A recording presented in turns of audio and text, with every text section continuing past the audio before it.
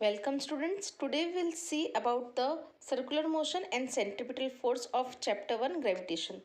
Now what do you mean by circular motion? Circular motion that is object moves in a circular path along the circumference is called as the circular motion.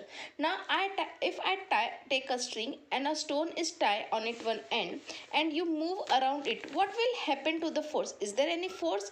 Yes, there is some force. जो string अपन जब घुमाते हैं गोल गोल गोल गोल अगर करते हैं तो जो आपका सर्कुलर डायरेक्शन में आपका स्टोन क्या करता है, मूव करता है। यहाँ पे आप फिगर में देख रहे हो एक लेडी घुमा रही है तो सर्कुलर डायरेक्शन में करता है। जब वो सर्कुलर डायरेक्शन में आप देख रहे हो तो यहाँ पे आप देखो, मैं बता रही हूँ कि जब वो सर्कुलर डायरेक्शन है तो इसकी वेलोसिटी है वो क्या हो रही है, हर पॉइंट पे क्या हो रही है, चेंज हो रही है।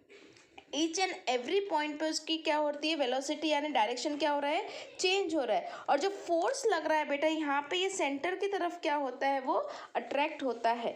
अगर वो कंटिन्यू सेंटर की तरफ अट्रैक्ट हो रहा है, सर्कुलर मोशन में जा रहा है, और अगर मैं फोर्स अप्लाई करना बंद कर दूँ और वो स्ट्रिंग को रिलीज करते तो क्या हो जाएगा, जैसे ये यहाँ पे जा रहा है इसकी डायरेक्शन चेंज हो रही है, इधर जा रहा है चेंज हो रही है, इधर जा रहा है चेंज हो रही है। अब मैं अगर वो एकदम से छोड़ देती हूँ, व्हाट विल हैपन, तो ये जो यहाँ से जो स्टोन है उसके टेंजेंशियल पाथ से क्या होगा, फ्लाई हो जाएगा और वो गिर जाएगा। ऐसा क्यों होता है, which is the tangent to the circle, circle के जो टेंजेंट पोजीशन होंगी वहाँ से वो स्टोन क्या होता है, रिलीज होता है और वो वेलोसिटी इंस्टेंट टाइम पे वो क्या होता है, खत्म हो जाती है। तो ये जो फोर्स अप्लाई होता है सेंटर की तरफ, इस फोर्स को बोलते हैं the force of an object along the circular direction में होता है और सेंटर की तरफ अट्रैक्ट होता है, उसे बोलते हैं सेंट्रीपिटल फोर्स। और जो यहाँ पे बोलेंगे सेंट्रीपिटल मीन्स सेंटर सीकिंग, और ये जो फोर्स है यानी centre seeking force is called as the centripetal force.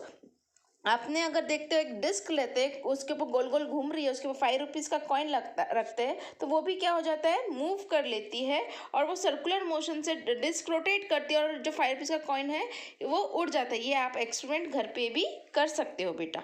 तो ये जो सेंटर सीकिंग फोर्स होता है उसे अपन बोलते हैं सेंट्रीपिटल फोर्स। तो यही जो होता है विच इज़ द जो मून है वो आपका पता है कि एक नेचुरल सैटेलाइट है, goes round in a definite orbit, definite position direction है उसकी, और उसकी स्पीड भी क्या है, कंटिन्यूसली कांस्टेंट है। ये जो मोशन होता है अर्थ और मून के बीच में, तो वहाँ पे जो फोर्स अप्लाई हो रहा है, एक सर्कुलर मोशन में मून घूमता है, इसे अपन बोलेंगे सेंट्रीपिटल फोर्स।